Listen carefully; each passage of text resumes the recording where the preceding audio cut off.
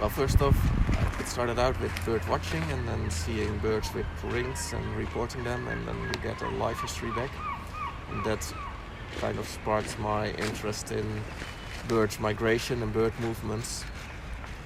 And I decided to contact a ringer through the Volatile, which is a Dutch ringing center.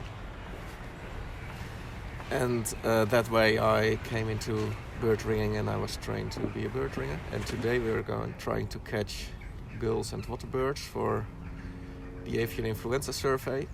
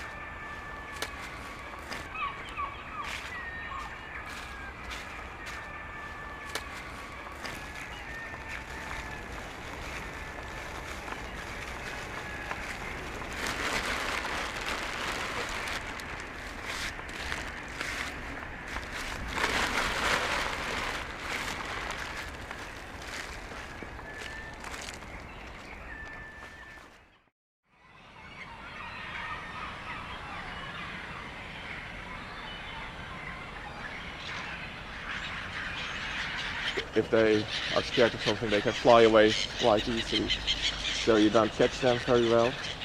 But even more important, I think, is that if the wings are up and the net is going over it, you can break the wings, and that's something we definitely want to not to happen. So you can only trigger the net when the wings are down.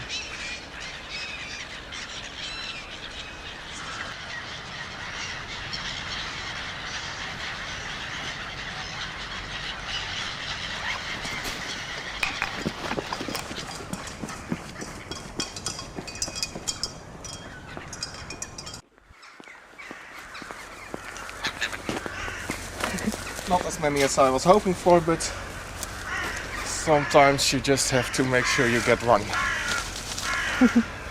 Or, oh, not too bad, 6.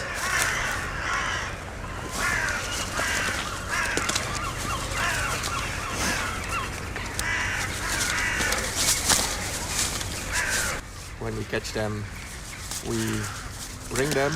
That's what we do with all birds we catch. They get a metal ring, which is called a scientific ring. And there's an address on the ring, which is for the Dutch rings always Arnhem, Holland. So that's, it's a Dutch ring. And there's a unique number or a combination of letter and numbers on it, which is kind of like a personal number for the bird, so there's only one ring with one bird with that ring number, and that makes it possible to follow those individual birds if they are retrapped or resighted or reported back.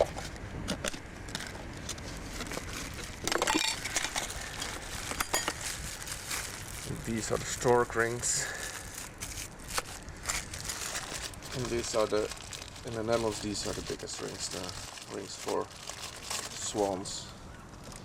And here you can see there is the Volatile station in Arnhem, Holland, which is the address. It's in all Dutch rings, also on the very small ones. And here the code is quite big, so you can read it from a distance.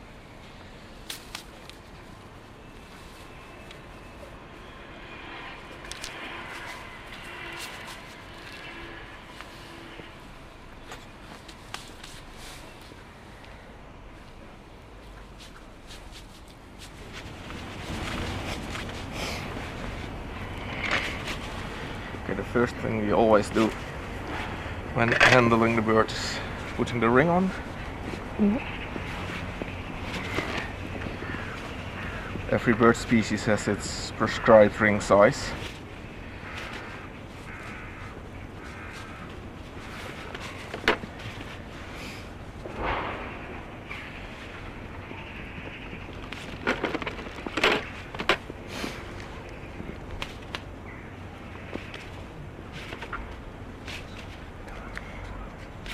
I measure the leg in 2 ways.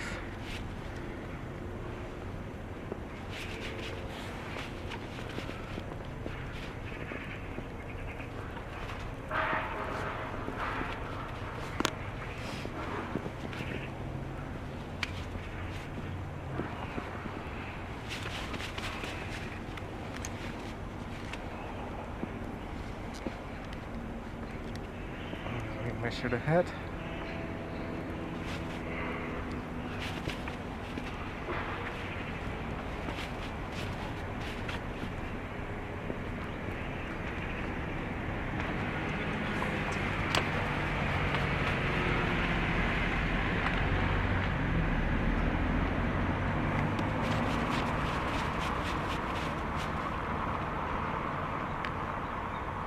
Nee.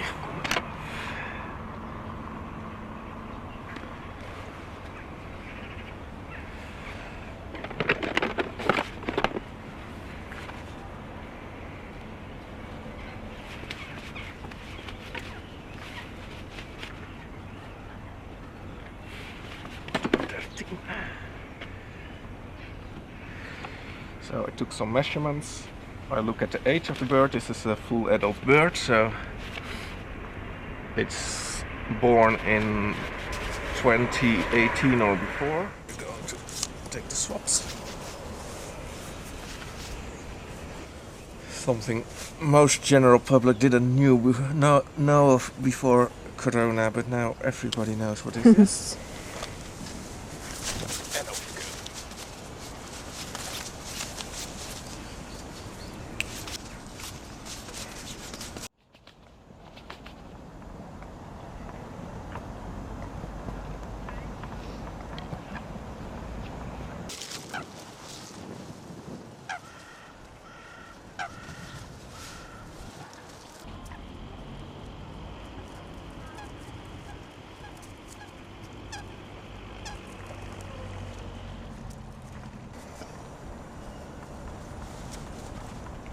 Het onderzoek zijn wij pas net gestart hier, maar we weten bijvoorbeeld in Groningen, daar worden ze gemiddeld een jaar of 5 tot 10. Maar ze kunnen wel tot 20, 25 jaar oud worden, knobbelzwanen. Kijk, een ringetje omdoen, zie je dat? Ja, zo'n dingetje afknippen. Oh nee. Dichtmaken, zodat hij dat wel blijft zitten, maar er geen last van heeft. Ja, dus ik maak hem zo dicht dat hij mooi aansluit.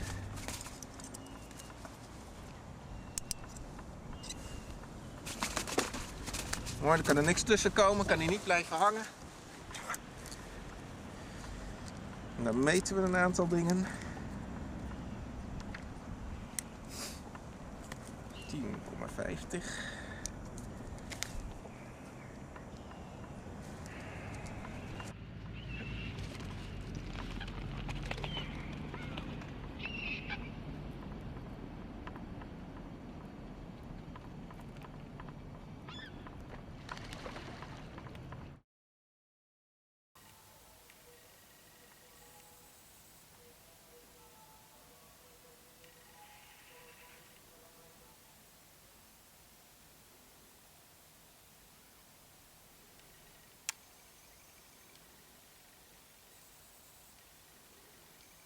I'm always looking for birds. If I see something moving in my, let's say, in my eyesight, I want to identify, okay, what is it? So even if it's, let's say, from my office or from the kitchen table, I want to be able to understand, okay, which species is this? You can do bird watching everywhere.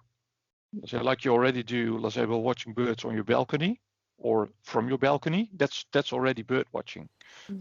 Because birds are everywhere.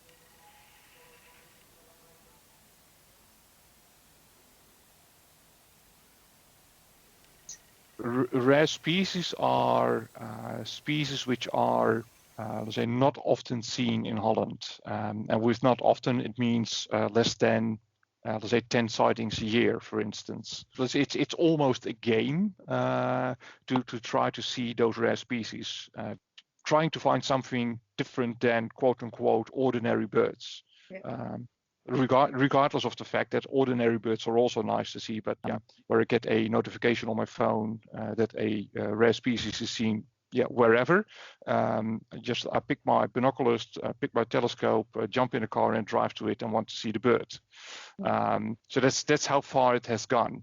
And what also makes it fun for me in the interaction is when I try to take photographs of birds in order to be able to have a nice picture of a bird and to have the bird being relaxed with my presence so that they can come closer or dare to come closer because I don't want to be a threat to them so that I can take a nice picture of them. I just identify them quote unquote on a species level. I'm not going to try to identify them individually. That's for me where it stops. I'm not going to go, let's say, an extra mile in order to understand, okay, why is this couple now being much more aggressive to the other, or why are they more dominant to the other? Yeah, I just take it for granted that that happens.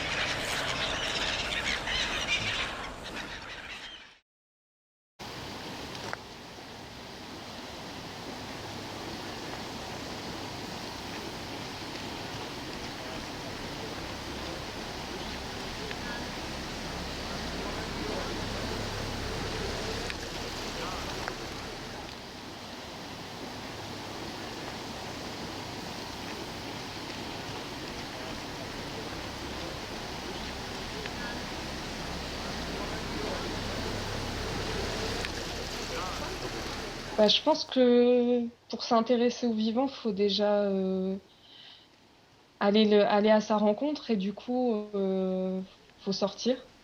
Après, il y a plein de formes de sensibilisation, hein. Je pense aux différentes formes d'art, que ce soit le cinéma, les expositions, que ce soit de la peinture, de la photographie. Bah, je pense qu'avant tout, il faut y être sensible avant de s'y intéresser. Et ça peut passer par plein de choses. Dans la nature, ce qui est bien, c'est qu'on s'arrête jamais d'apprendre, que ce soit sur les comportements ou sur le fait de connaître, de savoir identifier les espèces. En tant qu'animateur nature, généralement, on touche un petit peu à tout. Donc, on est obligé de faire du terrain pour continuer à se former régulièrement et bah, même par plaisir, hein, de toute façon. Enfin, rien qu'un exemple, pendant le confinement, le premier, du coup, on était un peu tous coincés et je me suis amusée à observer quotidiennement un couple de pigeons ramiers qui étaient face à ma fenêtre. Et en fait, j'ai appris qu'ils avaient pas mal de gestes de tendresse dans le couple. Ils se font la toilette. Enfin, on les voit un peu jouer ensemble. Enfin, ils prennent leur bain et tout ça. Enfin, finalement, on n'a pas besoin d'aller très loin pour observer tout ça et s'en émerveiller. Donc,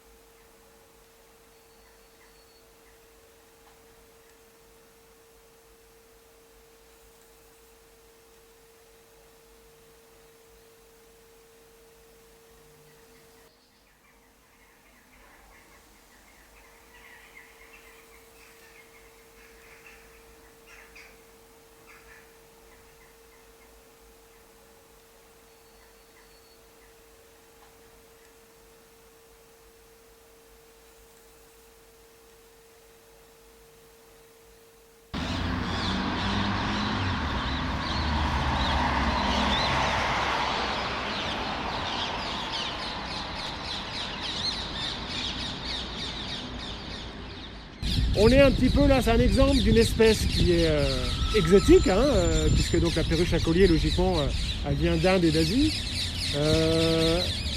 C'est une arrivée en France accidentelle, certainement par le biais de camions d'oiseaux ou d'oiselleries qui en faisaient commerce, effectivement, qui se sont échappés. L'oiseau a une remarquable plasticité écologique, c'est-à-dire qu'en fin de compte, il a une capacité à s'adapter à l'homme qui est assez remarquable. Dans le monde qu'on vit aujourd'hui, il y a des oiseaux qui souffrent énormément de l'anthropocène, de l'emprise de l'homme sur le monde, sur le milieu naturel. Elle fait partie des espèces qui, elles, s'adaptent assez facilement. Elle fait partie des oiseaux qui sont habitués donc, à vivre avec l'homme. Et donc du coup, comme nous, on a une emprise de plus en plus sur les domaines naturels. Voilà, quoi, elles, ça les dérange pas plus que ça. Donc elles vont prospérer. Elles n'ont pas réellement de prédateurs. Parce que j'ai remarqué que c'était un oiseau qui était un oiseau sentinelle. C'est-à-dire qu'en fin de compte, c'est l'oiseau qui prévient maintenant quand il y a un rapace qui arrive.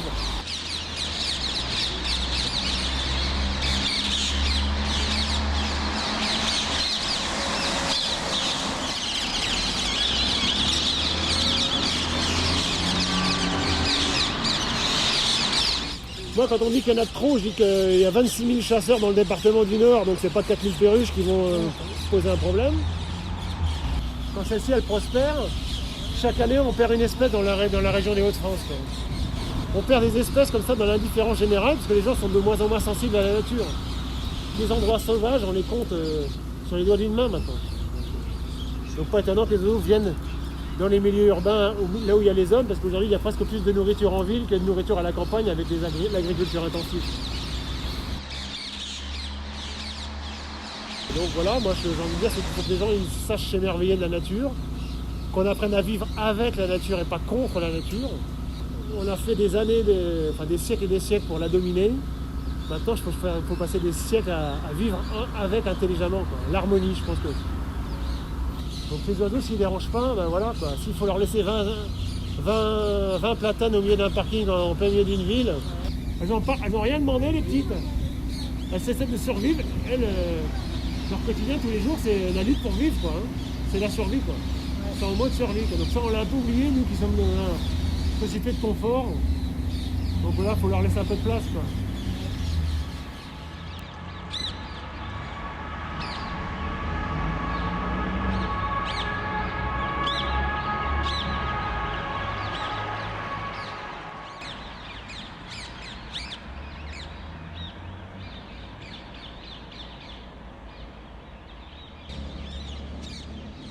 Tous les jours, je promène ma petite chienne, je reste là derrière. Et ça s'en va par bon. Des bons, et après on les retrouve un peu par-ci, un peu par-là. On entend aux informations, dans les villages, les enfants, là, ils perdent le plot parce qu'il y a le coq. Oui. Hein? Non mais ça c'est du n'importe quoi. Hein. Non mais c'est du n'importe quoi. Parce que ça c'est des gens. Ça, c'est des gens qui s'ennuient, ils font du surplace, ils ne savent pas, ils se disent en eux-mêmes bon, comment faire pour passer mon temps.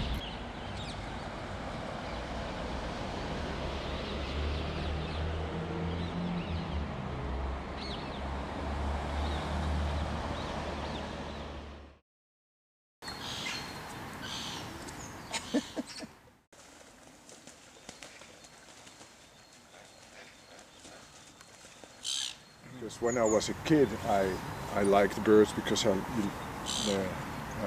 nice to look at. And it took me years to find out that they make sounds and that you can identify them by their sounds. And then a friend of mine who was also into birds, I was studying them. I was maybe 20 or something. And he said, I'm hearing a blackcap. How can you hear a blackcap? Well, it's the babbling sound. And then I suddenly heard it. It was like the world opened up. Suddenly I heard a blackcap, and I heard all kinds of other songs. And then I started to practice. And so the realization that birding is 80% using your ears for me was, and especially because my eyes are really bad, that to me was fantastic to realize.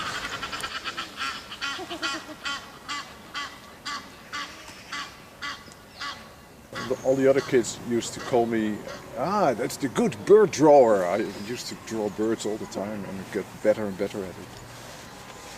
I have these old bird diaries that I used to make. There's one observation that says that I saw a peregrine falcon, and then there's a wonderful drawing of another type of falcon next to it. So I misidentified, but later I could identify it correctly because of the drawing. I saw things that I wanted to see.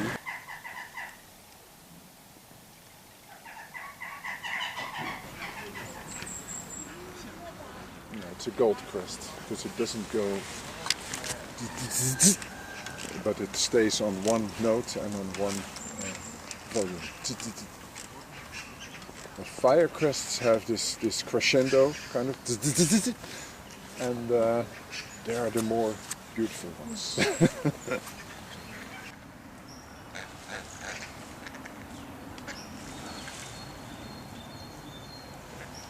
When it got serious as a composer, I began to go outside Europe, and then I remember going to Hong Kong for the first time to a big music festival.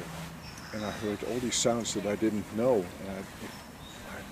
So I made sure that next time I went abroad that I was better prepared and I knew what kind of birds to expect.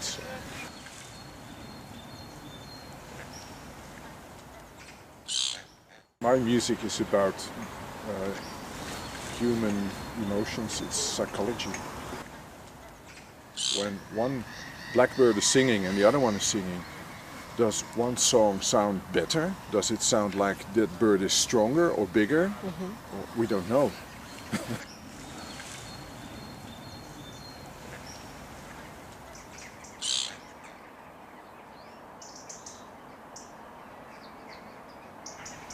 A crow is also a songbird.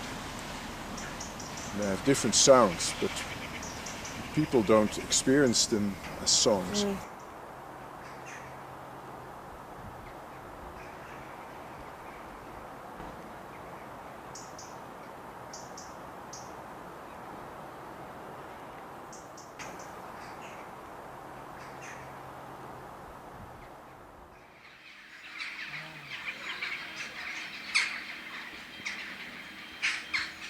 Yeah, these flocks of thousands of birds is just it's amazing. Just to be part of that, to feel that those patterns that have been there for centuries, and you are nothing.